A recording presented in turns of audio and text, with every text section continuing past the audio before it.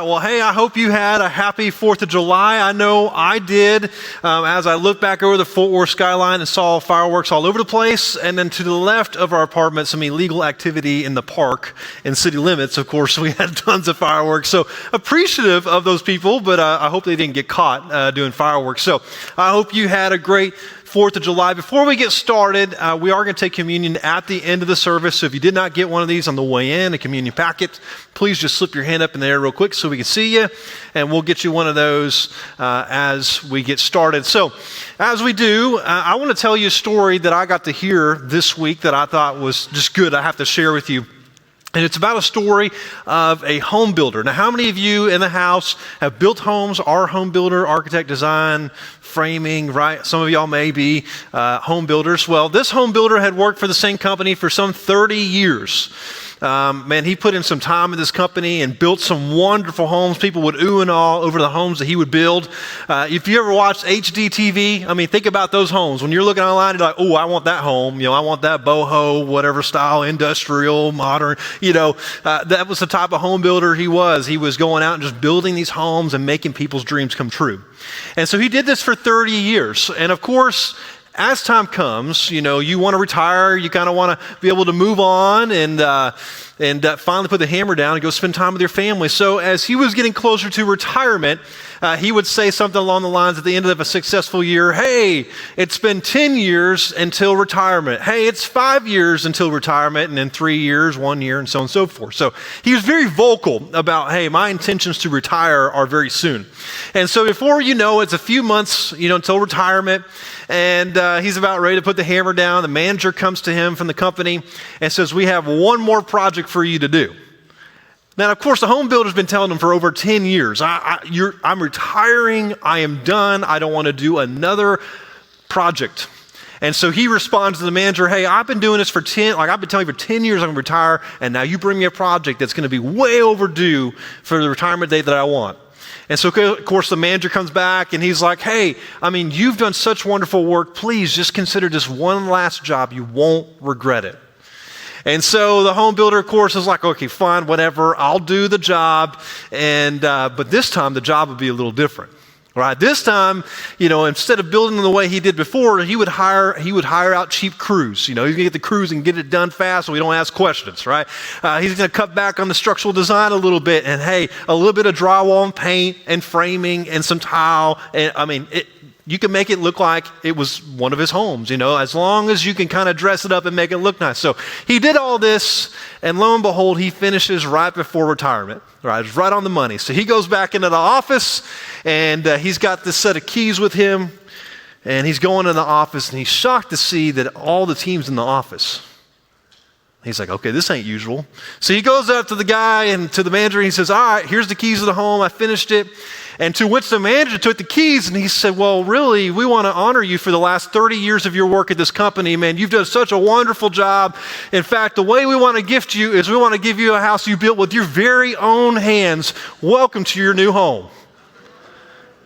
Oh, snap. You know, like he didn't even realize what was happening. You know, it was like, oh man, I was just going to cut a few corners, and, you know, I was going to hide some things with some touch up. You know, no one would ever know. And here he was faced with his mistake, right? He was faced with this idea that he lacked integrity, right? And I think about this even in our world today, even in the last few months, it's been going on for some time, but watching pastors who have built ministries for 30, 40, 50 years plus, preaching them thousands, watching thousands confess their belief in Jesus, being baptized, only to be deplatformed after 30 years because a hidden sin comes out, and then they got to come off the platform.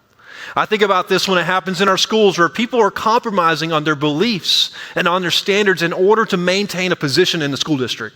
Right? I think about even in our workplaces where we compromise on our non-negotiables, right? We have our core values and we say, this is who I am. We compromise on those in the name of, I want to climb the ladder. I want to get big, and I want to be able to get all these toys, and I want to have all this money and success and accolades. And so we compromise on who we truly are. But the problem is that when we compromise our integrity, it destroys who we are. Brick by brick, it destroys who we are. It destroys the people around us. Imagine when people fall because of their lack of integrity, the amount of people that are affected by that. It not only destroys, but it's dishonoring to God. Ultimately, it dishonors God. God went to such great lengths for us to say, okay, I'm going to send my son Jesus to die for you so that you could be set free through him. But yet we continue to live lives that are lies, and we don't walk in the freedom that Jesus has given us. And so what I want to really talk about is this idea of how do we keep our integrity intact? Because it's easier to keep our integrity intact than it is to recover it. I mean, once we lose our integrity, it's really hard to earn it back to its fullest. It's really hard to be able to go back and all the people that have been hurt by us and to restore our integrity. And so how do we keep it? How do we keep our integrity intact? Well, we're going to look at Psalm 26. So if you got your Bibles, turn there, Psalm 26. And we're going to look at the life of David, right? King David. We've been in this series called All Stars. We've been walking through different people who would be considered all stars of the faith, right? They had something in their life that would be considered worth emulating, worth putting into practice. And so David, of course, would have lots. When we think about the life of David, David was a skillful shepherd, right? He shepherded sheep. He was very experienced at that. He was really good at warfare. He led many wars and was able to win many battles.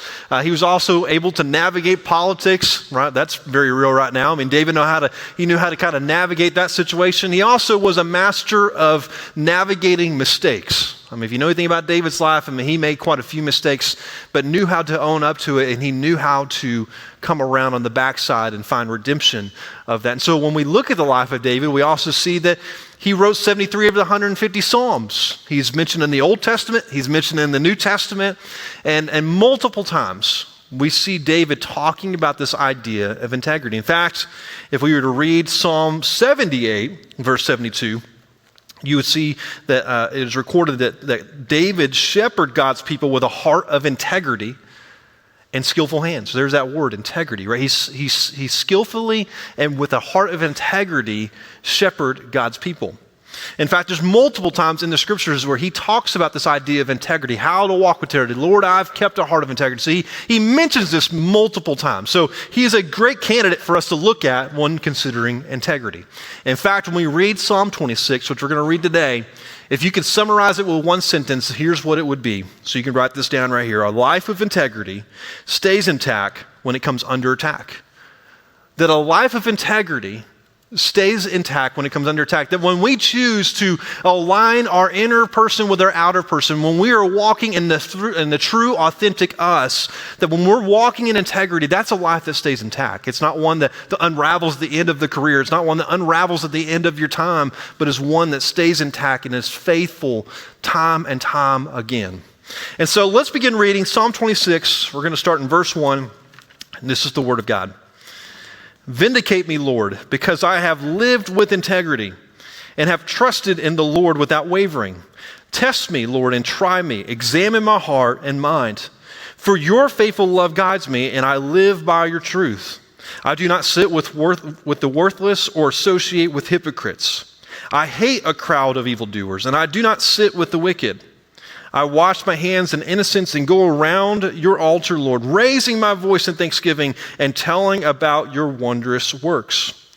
Lord, I love the house where you dwell, the place where your glory resides. Do not destroy me along with sinners or my life along with men of bloodshed, in whose hands are evil schemes and whose right hands are filled with bribes. But I live with integrity. Redeem me and be gracious to me. My foot stands on level ground, and I will bless the Lord.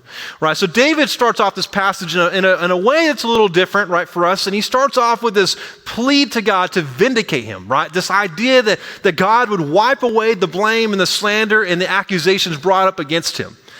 Now, why is that? Well, David is no stranger to undeserved hardship. I mean, if you were to study the life of David, you would notice that David would oftentimes find himself in a spot where he would face a challenge or a hardship that was undeserved. I mean, it was not premeditated. It wasn't like he was going out just stirring the pot, trying to get some trouble going. No, I mean, really, honestly, he was just trying to follow the Lord and just follow where God was leading him. And then oftentimes he was faced with hardship. right? So when we think about King David, we often think about King Saul. Saul was rejected as the king of Israel because he didn't follow God. And David was the newly appointed king that was stepping up to the throne. And so King Saul, of course, was jealous, was hunting David down and wanted to have him killed. He was bringing accusations against David. He was blaming David for things he didn't even do.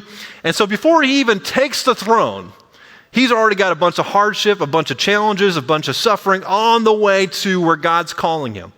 You ever experienced that before, where God calls you to do something specifically or calls you to a position, and then on the way you're thinking it should be just all peace and comfort and flowers, and only to behold, you don't even get in the position yet, you're already doing the job, right? You're doing the job before you get to the job. You ever been there? Well, that's where David's at. That's why he's calling out and he's saying, Lord, vindicate me. I did nothing wrong. I mean, you could look at my life and see that I didn't do anything wrong. And so he's calling out in vindication. He's saying, Lord, would you see that my life is one that is not doing wrong, right? That is a life that ultimately follows after you. And there's a misconception, I think, a lot of times in church where we think that when God calls us to a specific place or appoints us to a specific position, that position should be just comfortable and easygoing and that it's just going to be nice and there's not going to be any hard things that happen. But you see the opposite in the scripture. Like when you see Paul, when you see David, when you see these people called to do things for God, there is some type of suffering they experience. Think of Jesus, even Jesus himself. As he got closer and closer to the cross, what did he experience? Hardship, suffering, sacrifice. Doesn't this sound like a great message already? Right? You're already motivated, right? I mean, but you notice that, man, there's this pattern that in the world today we're going, oh, God wouldn't call you to do such a thing. But yet we see in the scripture that God calls a lot of people to do things that I wouldn't want to do. I'll just be honest, like just confession of a pastor. I mean, we were reading this morning with a couple guys about the Apostle Paul suffering for Christ. I'm like, I don't know if I could be a pastor if that was what, I mean, that's some crazy stuff, you know. But we see this misconception, and you see David here really living this out, that he's doing everything he can for the Lord, yet people are still blaming him, bringing accusations against him, being misrepresented, accused for things he never did. Yet he says, I lived with integrity, right? You see that word there, integrity? When we think of the word integrity, what first comes to your mind, right? And you may have some words like honesty, reliability, faithfulness, right? These are words that sometimes we use along with the idea of integrity, but I want to give you a definition for all of us to work on this morning, so we're all on the same page. And here's the definition, is integrity is our behaviors aligning with our beliefs. Right? That integrity is our beliefs and our behaviors coming into alignment. That who we are on the inside, what we believe from the scriptures is what we practice. Right? We don't alter our behaviors to fit in and to just be a part of some crowd or we alter our outside appearance because we don't want people to see the inside. But there's this alignment, not a disalignment, right? That this idea that what I believe is what I'm living out. What you see is what you get. In fact, people will say integrity is who you are when no one's looking. Right? It's who you are when no one's looking. So who are you when no one's looking? In your private life, who are you? You know, the opposite of this would be hypocrisy, right? The opposite of integrity would be hypocrisy. Oftentimes you hear the word hypocrisy or hypocrites given to those who are in the church. You ever been on the other side of that? You hypocrites, I would never come to church. All you do is you worship God and you read your Bible, but you just a bunch of messed up people. Right? You ever hear that? I had a guy one time got real upset in a Connect group and he said, I'm not going back. They're a bunch of hypocrites. And I'm like, man, you've got some unhealthy expectations of people, right? Of really church folk. I mean, we're not perfect people, but man, we're going to mess up. So if you're here this morning and you think we're a bunch of hypocrites, whoa, hey, the surprise has been revealed. I mean, we fail. We fall short, but when we make it a habit is when it becomes a problem. That's when it becomes a problem. And really, Jesus had some very harsh words about those who make hypocrisy a pattern. He said this in Matthew 23, verses 25 through 26. He said, woe to you, scribes and Pharisees, hypocrites! You clean the outside of the cup and dish, but inside you are full of greed and self-indulgence. Blind Pharisee, you first clean the inside of the cup so that the outside of it may also become clean. Right, so even Jesus is giving some very harsh words. He's saying, if you make this a habit, if you're a constantly practicing hypocrisy, man, woe to you, because there's destruction coming. Your life will unravel and it will come apart. It will not stay intact. And what he's saying is that, man, a lot of times we fixate on the outside, right? We show up to church, we look our Sunday best, we bring the Bible out, we open it up, we walk through the motions of it, but really our hearts are so far from God. Our hearts are not clean, right? Our hearts are impure. The motives are wrong. Yet we're walking in and we're making it look like we've got it all together. And that's a life where some integrity fractures are happening, where we're trying to be one person, but we're really not on the inside. And so David, we see this with him, right? Even David begins to talk about in this next part of the verses, in verse 2, he talks about test me, right? See that in verse 2, test me, Lord, and try me, examine my heart and mind. So he's moving now from God, vindicate me, to now, Lord, look at me. Look at my heart. I got nothing to hide. Everything is laid before you. Everything is out in the open. David saw this as a regular pattern in his life. In Psalm 139, verses 22 to 24, he says it again, God, search my heart, know me, see if there's any anxious way in me, right? So there's this pattern that David had in his life where he was laying his heart open before God, saying, hold me accountable. Hold me accountable. Don't let me go through life compromising my integrity. And here's the question I want to leave you with, and I want this to settle into your heart for a little bit, is if you were to lay your heart before God and he was to examine your heart, what would he find? What would he find? Would he find a life that is a life of integrity, or your beliefs and your behaviors are in alignment, that who you are is what people get? Or does he find a life that there are just these little places of compromise that you've allowed yourself to deviate from what you truly believe and what you really stand on in order to fit in order to protect the things that are hidden in your life? What would he find? What would he find if he looked into your life? Well, I want to give you a few signs where maybe you're compromising integrity, where there's some areas where your integrity is falling apart, where it's fracturing. Right? These are just a few signs. There's several of them, but I just want to give you a few this morning to really honestly reflect upon. And here's the first one, is defensiveness. Right? It's this idea of, where do you become defensive? Where in your life, when people come to you to hold you accountable, to come and confront you about something in your life, that you become defensive and you say, well, look what you got. Look what's wrong with you. Why are you coming after me? This is all your fault. And when we do that, defensiveness is a tactic. It's a tactic to turn everybody's focus away from your inner life to their inner life. Don't focus on me. I'm trying to protect my reputation. Focus on yourself, or I'm trying to turn you away. And so I'll become defensive and I become combative because I don't want you to see who I really am. And so I'm pushing you away. I'm pushing you to focus on other people's problems. So you're trying to protect your reputation. Reputation is who people think you are, but integrity is who you really are. And so with this idea of protecting our reputation, we become defensive because we don't want people to see what's really inside me. I just want them to see the button-up Cameron. They want to see the nice, put-together Cameron. They don't need to see the messy me on the inside. So I become defensive. The second one is hiding things from others. Right? Where in your life are you hiding things? Where you feel the need to say, okay, I need to hide this, or I need to keep this away from certain people because they found out. Oh, they found out. Oh, if they found out, I don't think they'd be my friend. I don't know if they would even accept me anymore. I don't know if I would even get the promotion that I want if people really found out who I really am. And we have to be honest with this question. Because what I found is that when people hide things for so long, they grow callous towards the thing that they're hiding. In fact, I remember at one point I was talking to someone one time, and they were committing the sin over and over and over and over again. And I said, well, why are you doing that? Well, I just, over time felt like it was not a big deal anymore. Yeah, that's not good, right? That's your heart growing callous towards the sin, callous towards what's wrong. And so we have to be honest, what are we hiding? What passwords are you keeping from those around you? To protect what's on your phone, to protect what you don't want people to see, right? What are you hiding? What secrets are you hiding? That if they got out, that you're so afraid of, that people found out, if they found out, oh man, my life would be destroyed.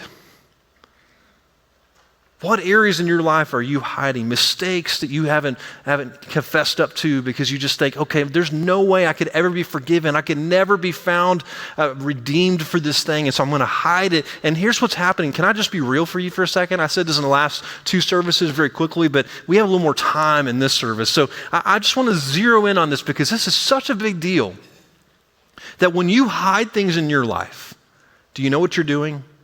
You're making yourself a slave to that thing in your life. You're making yourself, because if you ever notice when you hide something, you alter all about who you are. I mean, you talk differently, you look differently, you just go about life so differently, trying to maintain and hide the thing that you don't want people to see. And so you end up being a slave to the thing you're hiding, but ultimately you're serving man. And you're worried about what they think about you. But yet Jesus went to such great lengths to secure your freedom in him that we diminish that by hiding these very things in our lives, and we just remain for the rest of our lives. I just can't imagine the people who have hidden things for 30-something years, what that feels like. The weight of that over and over again, trying to protect it. Oh, it almost got out. Oh, I'll put it back. I mean, are you hiding things? Where are you tempted to hide things? The last one is where do you overpromise and underdeliver? Right? This one hits home. This one may be a little bit more of a one that you can relate to, especially for me. I'm a high achiever, so I'm always trying to maintain the reputation that I can do it all. I've been designed to just figure it all out. And so yes, I'll do that. Yep, I got you. And then I get to the end of the day and I go, whoo, buddy. Man, I had to cut a few corners there because, man, I don't know if I can get all that done. Right, and what we're doing when we're overpromising and underdelivering is we're being dishonest about our capacity. The way that we're wired, what we're really capable of doing. And so instead of enduring the no, hey, I can do this another time. Hey, I would love to, but maybe we can reschedule it for a later date. Instead of enduring the no and telling someone no in the moment, we find an alternative option to somehow try to figure it out. And then what we end up having to do is we either not do it at all or we just do it in a way that honestly does not meet expectations. Because we thought we can do it all. We thought that we could give what we promised, but yet we under-deliver. And I think it's important to note here that when David is asking God to assess his heart, the assessment is a God assessment, not a self-assessment, right? That he's not relying on his own assessment, but he's saying, God, assess my heart. And so when you think about these areas, defensiveness, over-promising, under-delivering, hiding things, when you ask yourself these things, don't just ask yourself and rely on what you find, but ask God, hey, where am I defensive? Where am I hiding something? Where in my life am I over-promising and under-delivering? Because God will be truthful to you. But you have to be open to receiving that. You have to be open to hearing God's voice and obeying God's voice when he brings that to your attention. Now, David's going to shift here. Again, there's really these 3 shifts he's making. God, vindicate me. God, search me, know me, try me. There's nothing in my heart. I promise, there's nothing there. And now he's going to shift into, okay, these are all the ways that I've kept my integrity intact. But before I get there, I want you to see what maybe your life looks like. In fact, when I think about your life at this moment, a lot of times it looks like this picture up here. I want to show you. It looks like this. You have your professional life, your family life, your social life, your spiritual life, your private life, right? We got all these different compartments. And so when I show up to work, I'm a completely different person. I'm all buttoned up. I'm charismatic. I'm working the system so I can figure out how to get up the ladder. So how can I get more money so I can have more toys and have more fun with my family? And so I'm going to do whatever it takes. I'm going to wear myself out doing it. Then I'm going to go home and I'm going to kick my cat and I'm going to yell at my kids and I'm going to be impatient with my wife when she asks me to take the trash out, right? Because she's not giving me a paycheck, she's taking my paycheck. So, that whole thing, right? There's that whole area of life. I hope that's not you. I'm going to the extreme here. I hope none of you are doing that. But I'm just showing you an extreme version of this. And then you think about your social life and you're hanging out with your friends and you're doing everything you can to maintain the private life way over here. Because if they found out what's going on in the private life, well, then they wouldn't really be my friends anymore. So I got to make sure that they never get close to the private life and then they never get close to my family life because I'm not really treating my family well. And hopefully my workplace never finds out about this because I'm going to be without a job. Right, and so it's this crazy cycle where we're trying to hold all these pieces together. And what the Bible lobbies for, and what I want to lobby for this morning, is this idea that we need to have a Jesus-filled life, right? And in every facet, in every area of our life, Jesus is at the center of our lives. Right? They're not all just different compartments, but that we see them as one, and holistically that Jesus is helping us live in all of those, and that we're not hiding anything in any of those areas, but we are being open and honest about who we truly are. Now, there are times where you got to be professional. There are times that you do have to, at some point, right? You probably don't use certain language around others, right? But just thinking about it, you're not hiding, right? You're not trying to alter what you really believe in order to maintain status, in order to hide the insecurities in your life. But this takes an intentional effort, right? Your integrity is not something that's given to you, but it is something that you have to maintain and you have to keep. It's something that we work, right? We work together, and we got to figure, and through the power of the Holy Spirit, that God's given us the empowering of the Spirit in order to maintain and to keep our integrity intact. So here are the three ways that David talks about that he kept his integrity intact. The first one is he created healthy boundaries, right? He created healthy boundaries. When you look at verses 4 through 5, I do not sit with the worthless or associate with hypocrites. I hate a crowd of evildoers, and I do not sit with the wicked, right? David is talking about this idea that I've created these boundaries in my life in order to keep me from associating with those that I don't want to do what they're doing, right? And so he's not creating boundaries to write people off, right? Because you hear Jesus talk about being in the world, but not of the world, but that we need to share the gospel with those who are far from God. So there's this balance that we're trying to do of, okay, how do we share the gospel and be close to some people in order that they can hear about the gospel, but we don't associate with them. And so David has set up these boundaries to say, okay, hey, look, I'm going to be around them, and they're going to be able to hear about how they need to follow God and be obedient towards Him, but I'm not going to associate with them. In fact, I hate what they do. I don't want anything to do with that. And a lot of times when we think about creating boundaries in our lives, we end up trying to create boundaries to try to keep certain people away from us, right? We're like, oh, I don't want anything to do with that person, so I'm going to, in the name of boundaries, to not deal with this person or this individual that I don't like, I'm going to create this boundary. But that's not what we're seeing here. It wasn't just writing people off because I don't want to deal with them. But this idea, he was creating a boundary so that when those people sinned, it did not affect them at a deeper level. It did not affect David so much because he was able to set a boundary up. And so when they did sin, when they were doing evil practice, they didn't get swept up in it. And boundaries are healthy for us. They're healthy for us to make sure that we don't get swept up with certain people that are doing evil things, and we don't get swept up into evil practices, right? If you think about, if you struggle with pornography, what are some of the things that you're not going to do?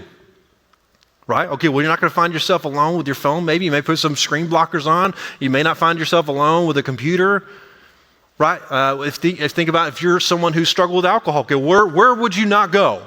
I'll let you fill in the blank on that one. That's Mad Lib, right? I mean, where would you not? So just think about that for a second and just think about what are some boundaries you got to put in place in order to make sure you don't get swept up into some of the evilness of what's in the culture today. And now we could go into all the different ways to create boundaries, and that would be a whole another message. It could be a whole series. But there's a quote that someone said one time that I thought was really good about when you're thinking about creating boundaries. And this pastor said, I'd much rather be considered overboard than be thrown overboard. Right? That I'd much rather be considered overboard when I'm setting boundaries than to be thrown overboard. And a lot of times when I'm thinking about setting boundaries in my life, I'm thinking about, okay, I'd much rather be seen as overboard than to be thrown overboard at the end of my life because I'd allow compromise to come in and to fracture my integrity. And that's not just for a pastor, that's for you. That's for people in the church that you should be thinking about, okay, what are some ways that I can begin to set some boundaries that may look overboard to the culture? Can I just be honest? I think a lot of times the church tries to figure out how close can we get to the line of looking like the culture without being the culture, right? We just travel that line as close as we can. But what we see in Scripture is that, okay, that's not really what we're called to do, that we are supposed to look starkly different than the culture. That our life should look different. That doesn't mean we go out and we just flagging our Christian flag and, oh, look at me, I'm so good, and you're not. And that's not what we're doing. But we do got to put some safeguards in place because otherwise we're just going to keep seeing people in newspapers coming out saying, well, I have hidden this for all my life and it finally came out. So we got to get serious. We got to put some boundaries in place in our lives, and it may be considered overboard, but I'd much rather be overboard than be thrown overboard. I would much rather get to the end of my life, and when I look at my beautiful wife, and when we have kids, I look at our kids, and I would love to say, I kept a heart of integrity. And people called me out, and they said, dude, you're so overboard, you're so strict. I'd much rather hear that than go, yeah, he totally screwed that one up. Yep, one compromise after another. It came out, and man, now his family's a wreck, and I don't want to be there. And so I'm going to put certain safeguards in place and boundaries in place in my life to make sure that my heart of integrity is protected, that it's maintained and not fractured. The second one he has here is pursue biblical authenticity, right? You look at verses 6 through 7. Now he's kind of making this shift here from, okay, here's what I didn't do, so now here's what I do. I wash my hands in innocence. I go around your altar, Lord, raising my voice in thanksgiving and telling about your wondrous works. So now David is saying this idea that, okay, this is what I did, right? So I didn't do this. I didn't do all the evil things. I kept myself away from these people. But here's what I did. I washed my hands in innocence and circled your altar and raised a voice of thanksgiving. Now, we could read over the part where it says this idea of washing our hands in innocence, and we would be mistaken to read over that. That is very significant when you think about the Old Testament priests. When they would walk into the altar in order to make sacrifices, what would they do? They would wash their hands, right? But David's taking a step further, and he's saying, okay, unlike some of the priests who would walk in, would wash their hands, but whose hearts were far from God, I have come in and I have washed my hands, and my heart is innocent. It is clean. I have nothing to hide. I've laid everything bare before you. And so I'm coming before you in clear and clean authenticity, that I have laid everything before you. And so I can come in innocence. I can come before you and offer sacrifice and thanksgiving because I have laid my life bare before you. Biblical authenticity is opening every area of our lives before God to allow his transforming work to change and heal our hearts. Are you willing to do that? Are you willing to lay your heart bare before God? David did. In fact, this is why we offer regeneration at the church. We offer regeneration because it's a space, it's an environment where you can come and open up your heart, open up the brokenness within, and to find healing from God's power, from his transforming work, in a community of people who all are trying to rally around the same thing. That's why we offer that, because we want that. We want to see that in your life. We want to see God change your life. You know, I remember when I was in high school, I was in the high school gym, and I was doing an ab workout. Yeah, anybody love abs in the house? Anybody an ab person? Yeah, I didn't think so. No one loves abs, you know? It's all about upper body, you know, or lower body. We don't want to do abs. Abs hurt. I mean, they're horrible. And I remember when I was doing an ab workout, and the coach was yelling out. He said, hey, you better make sure you get every rep in, because if you don't, I'm going to catch you, and you're going to be punished for it. And so high school me, of course, goes, I'm going to challenge that and see if he can really catch me, because clearly he turns around every once in a while, so I'll just go ahead and skip a couple reps, and he will never know. So he turns around. I skip about 3 reps. I'm just laying there on my back like, oh my gosh, man, this feels so great. You know, skip a few reps. And he turns back around, and I start looking like I'm doing crunches again for the ab workout. And out of nowhere, I hear this. He goes, Bundy, get over here. So I get over there, and I'm like, oh no, here we go. And he goes, you thought that you could fool me. I saw you miss 3 reps, and now you owe me. And he said, when I turned around, I looked in the mirror, and I could see you across the room in the mirror laying there with your back on the ground. And I thought, man, I totally thought I could just fool him. But how often are we like the high school me? You know, we're trying to hide things from God. We're trying to hide things from other people. Only at some point, it's going to come to the light. It's going to happen. Is it now? Is it later? Is it at some point in our lives? So we must pursue biblical authenticity. And the last one here is this idea of staying aware of our need for God. Right, staying aware of our need for God. If you're to continue reading on, David talks about, Lord, I love being in your home. I love being where your glory resides. Please don't let me be associated with those who are doing wrong. Right, this is verse 9 and 10. Please don't associate me with these people who are doing wrong. And then he gets to verse 11 and says, but I live with integrity. Right, but I live with integrity. And then he goes in, he says, and redeem me and be gracious to me. And what David is really doing here on this last part is that he's showing his awareness for his need for God. That he needed God. That the premise of him walking in with integrity, with the premise of keeping his integrity intact, that he needed the redeeming and gracious work of God. That he needed that in his life. We need it in our life. We have to be constantly aware of our need for God. When we lose that awareness and we begin to think we're the stuff and that we've got it all together, that's when our integrity is compromised. That's when we go, okay, well, I'll just compromise here and I'll fix it. Well, no. That's not how that works. But when we begin to be aware of our need for God, then we drive ourselves closer to his presence and closer to his redeeming work, closer to his grace, and we press into that, and that is then shown through our lives, and our behaviors and our beliefs line up when our hearts are a heart of integrity and not of compromise. So I want to come back to the story of the home builder. I'll come back to the story of the home builder. When you think about the home that you're building, are you building a home of compromise, or are you building a home of integrity? If you're to be honest right now, what are you building? And if you get to the end of your life and you're handed the keys to your home, would you be proud of what you've built, or would you be disappointed? And it's not too late. You can alter the course now and say, I want to live a life of integrity. And the reason why you can do that is because there was a time when Jesus came.